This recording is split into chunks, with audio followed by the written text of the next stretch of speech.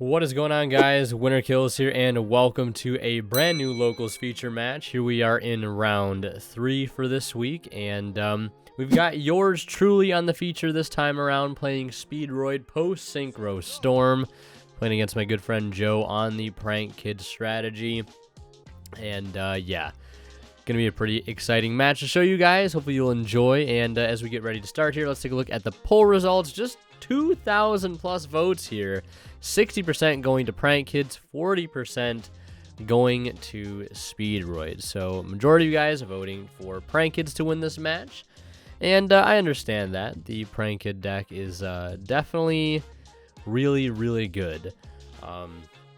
Also, one thing I want to preface too, I've been playing Speedroid's post Synchro Storm at the point this video was recorded, maybe for a couple days. And I gotta say, this is like one of the hardest decks I've played in a long time, with how many different combo routes and decision trees there are with certain hands. So bear with me. I've been getting a lot better though ever since, and I think I'm only continuing to get better.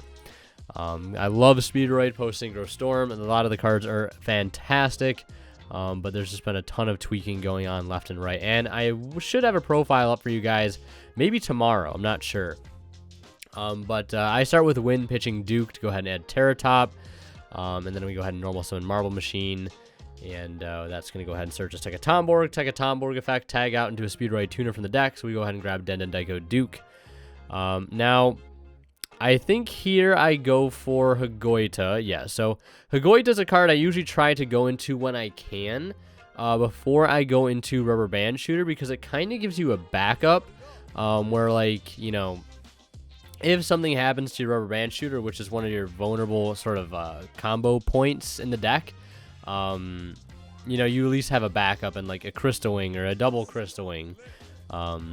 Also, side note, for this event, I was only playing one Crystal Wing, which I do not like. As much as I think one Crystal Wing is fine, I think a lot of times that when that second Crystal Wing comes up, it comes up really...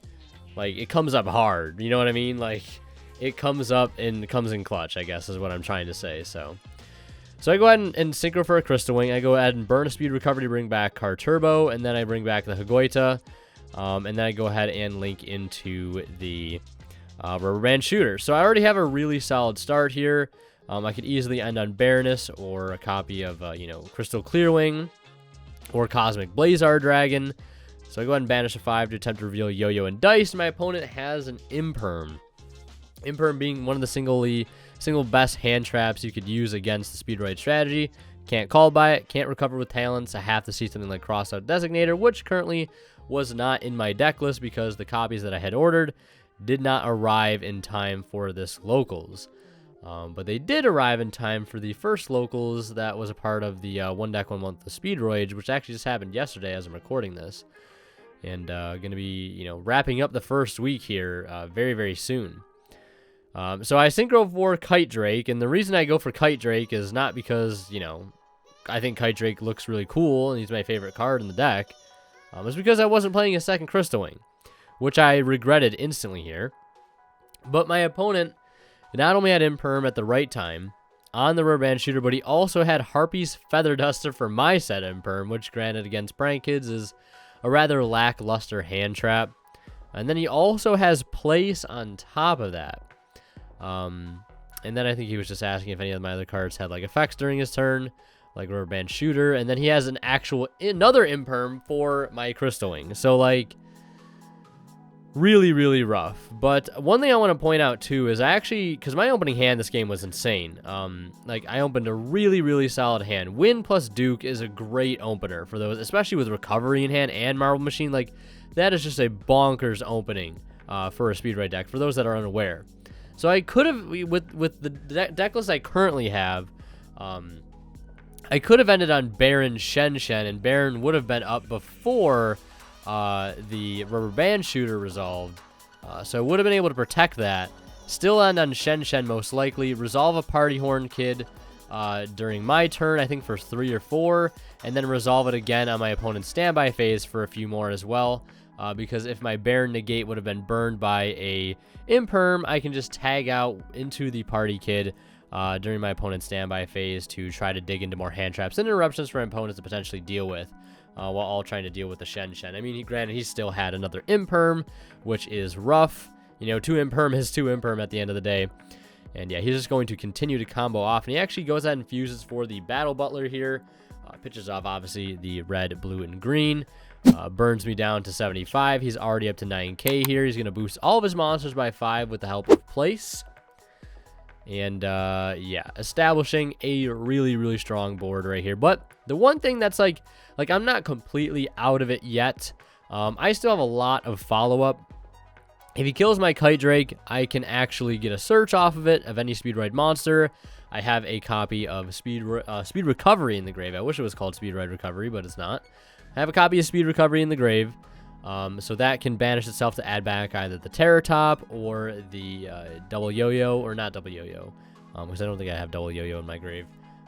But add back Terror Top, etc., etc. So I do have follow-up here. And especially if he decides to leave my Kite Drake, that will actually pose a threat for another card that I'm playing in my extra deck, which I'll talk about in a moment. So the Butler is now boosted up by an additional 1,000 thanks to the Bow Wow. Sorry I haven't been commentating every action, but I'm just really passionate about the Speedroid strategy, and I wanted to throw some ideas out there about this particular match and, you know, just sort of get my thoughts out on the table and kind of reflect, because, you know, I can offer a lot more perspective if I was actually playing in the match instead of seeing, you know, 2 other people play, and then, you know, I don't know their thought processes going into it. But, you know, I was able to put up a Crystal Wing beforehand of the Rubber Band Shooter, but in hindsight, I did not respect Imperm enough, and I definitely got punished by it. So it was just kind of one of those, like, oh, he probably doesn't have it, but he did. So definitely should have tried to make Baron beforehand. And that's another reason why I really love Tetherwolf in the Speedroid right now. I thought I would hate it going forward, but, like, the card is insane. It lets you make Baron on your 5th or 4th summon, depending on how you open. Terror Top Tetherwolf is an insane opening. But yeah, my opponent's going to pass over to me. Bow Wow is in standby phase, of course, to play around any sort of talent. And then he has, you know, the Meow Mew engrave for the double Butler. And he's also got a Pandemonium, too. So he can actually make a second Butler, so a triple Butler explosion here, which is going to be very, very rough. So right here, I go ahead and actually Duke out Car Turbo, because this is actually going to allow me to make a copy of High Speedroid Clearing Rider here, which could potentially blow up his entire field. Which I actually did to a Prank Kids player in the following round after this. I rolled a 5 on my Clearing Rider and blew up all 5 of his monsters and swung for game. So I was trying to threaten that play here, right? Kite Drake's an 8 plus a 3 is 11.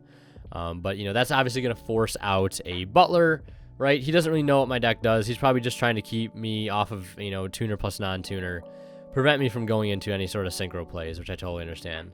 I mean, I'm also only playing 1 Rubber Band Shooter right now, so, like, I'm completely reliant on getting into some sort of, you know, threat of a synchro monster right now. And the only threat I really have is something like, you know, High Speedroid Clearing Rider, because that's the only thing that has the potential to break his board when I'm this low on card advantage. So I go ahead and actually use the Kite Drake to go ahead and search the double Yo-Yo, then thanks to the Butler for destroying it. So I then commit the normal summon to double Yo-Yo, bring out Tekatombor, because that could tag into, like, Duke, allow me to get to Clear Wing, potentially negate one of his Butlers or Clearing Fast Dragon.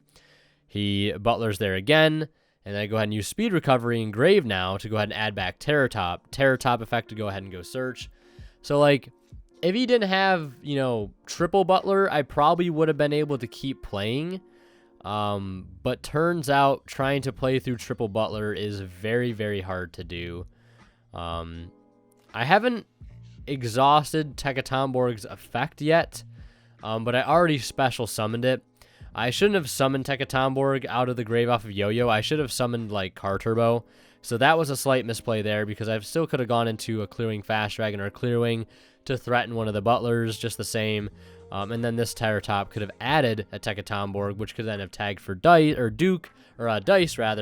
and gone for Cork Shooter, and then I still have a Goy to follow up in Grave. But, you know, he had 3 Butler effects. 3 Butler is a lot to play through. Like, it's just so much. I tried my absolute best. Didn't play it optimally, but, you know, it is what it is. On his turn, he immediately links for a copy of Cock-a-Doodle-Doo to go ahead and Cock-a-Doodle-Doo me in. Always got to make one of those jokes every time. It's going to go and summon out of the Roxy's. I'd take another 5 right now. I'm only at 5,000 to his 10,000, right? You know, a little bit of a life point gap there. And I think he goes ahead and... I think I forget what he searches here. Or if he's already searched off the Cock-a-Doodle-Doo. But I think he actually uses the tag out effect here of Doodle-Doo to bring back 2 more. And I think I just... concede there because there's like I top decked Red Eye Die for turn. That was my draw. Wish it was a speed recovery. If it was a speed recovery, I probably could have kept going. What I was going into, I don't know. I could have brought back Kite Drake. I don't know. This is where, like, if I was still playing the second Crystal Wing, I could have made double Crystal Wing turn 1 and saved the Kite Drake as a follow-up, like last-ditch follow-up. But it is what it is. I was trying a new build. Wasn't 100% on it, and of course, still learning the deck. The deck is complicated, folks. It really is. And I'm not trying to make excuses. There's just so many play lines. But yeah, as we head into round 2, I want to mention a quick shout out to our sponsor over at Imperium Duelist. If your guys are interested in the playmat I'm using on the left, it is from Imperium. It's the Crossout Designator playmat. You can get it on their site at the link below, and don't forget to use my discount code WinterKillSign off at checkout to save 10% off your entire order. The sleeves I'm using as well are Imperium's brand new tournament-ready sleeves. You can pick those up, and they are restocking their Demon Slayer themed deck box this Friday. Do not forget, ladies and gentlemen, I talked about it on Monday's video. Do not forget, because once it restocks, it's probably going to sell out fast. If you missed the first wave, now's your chance to get it on the second wave. Also, if you guys are buying anything on TCG Player, whether it be Synchro Storm, Burst of Destiny, Sealed or Singled, whatever it might be, don't forget to use my my affiliate link, down in the description below. Anytime you guys shop and check out using that link, a small bit of the revenue from your purchase goes right back in the channel and helps out a ton. And again, that link is in the description of all my videos. So here I go into Rubber Band Shooter. He has Imperm again. Hard punished by Imperm. Like, you know, if you have Imperm 2 games in a row, it is what it is. And I also did get punished a little bit, is that I should have made Crystal Wing or a Hagoita before I made the Rubber Band Shooter, because that would have given me a follow-up of at least Crystal Wing, which is good. You know, it's certainly better than nothing, especially if he didn't have a way to start with Place. I could have negated his Roxy's, and then if he didn't have an extender in form of Poly or in the form of Pandemonium, he probably passed his turn. And I still have Marble double Car, I think, in hand. My opening hand wasn't that great. It was double Marble, double Car, Duke. So, like, not the best opener, you know, starting with 3 cards in your hand. But, you know, it is what it is, right? I'm not going to complain too much. But it was one of those points where I was like, oh, I could make the Hagoita first, or I can just go straight for the Rubber Band Shooter. I'm like, there's no way he has Imperm again, right? But he had. Again, it's just me not respecting the card. Like, Imperm on Rubber Band Shooter in some hands hurts quite a bit. Like, there's no getting around it. It hurts quite a bit. The only way I guess it doesn't hurt is if, like, you have cards like Wheel to back it up, followed, like, by Recovery. Like, that's really what you need to keep going. Respect Imperm, though, folks. Respect it. Make Baron before the Shooter if you can, or make Hagoita to at least give you backup Crystal Wing or double Crystal Wing. Because I would have definitely been able to make actually double Crystal Wing here had I made the Hagoita for, or no, I would have been able to make just one, because I would have had to have linked off the Hagoita, I think, for Rubber Band Shooter.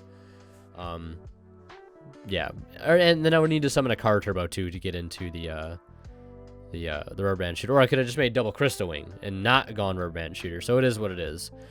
However, my opponent does go into an early battle phase, which I thought was a little bit strange. I was kind of expecting just to get OTK'd right away, because I know prank kids can OTK, especially with, like, Bow Wow, you know, the burn damage you can get, you know, the attack boosts, you know, from your field spell, all that stuff. And, you know, especially if he opens Parallel Exceed, which at the time I wasn't sure if he was on it or not, so I was just expecting imminent death at any moment, but he burned the battle phase very early. And, you know, classic, right? Setting up Pandemonium, standby phase Bow Wow to avoid Talons. He played a Place very early. So, like, I don't even think, like, unless he drew Place off of, or, well, I think he might have possibly searched it off of his Doodle. But if he drew, like, the Bow Wow off Roxy's, or not the Bow Wow, the Place off Roxy's, like, that's one thing. But, like, who knows? Like, maybe the one Crystal Wing negate would have been enough to end his turn. But I don't think it would have been for reasons that you guys will see in a moment. So I draw Ash for turn. Really great top deck, I know. So I go ahead and normal the Marble Machine. Marble Machine resolves here. Effect to go ahead and tag out into a Speedroid Tuner.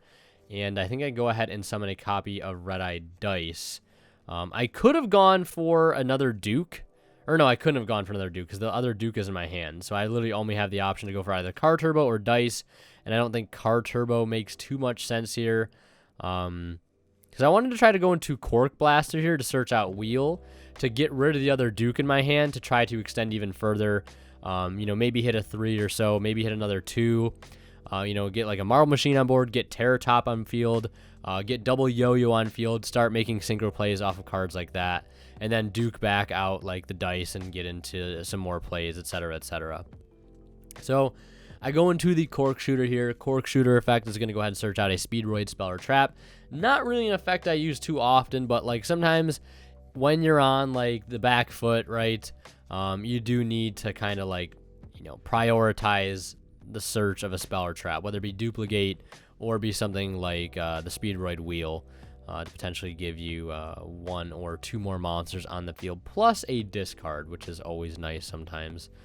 But you guys are about to see what I think has to be one of the biggest tragedies of my Speedroid career. I activate Wheel here in that center column. I discard Duke, and my opponent has a copy of Infinite Impermanence, and it's going to negate my Wheel and my Cork Shooter, and that is going to be the game. Yeah, I can't believe I fumbled that hard, but yeah. Prank Kids taking it 2-0. If you guys want to see more of my content, click on one of the videos popping up on the bottom of the screen right now. And last but not least, a huge shout out goes to all of our Divine level channel members, and they are Cadillacs84, Pony Start, Keith Sidgers, Tweeter0226, and Black Ninja Money. Thank you guys so much for your extremely generous support.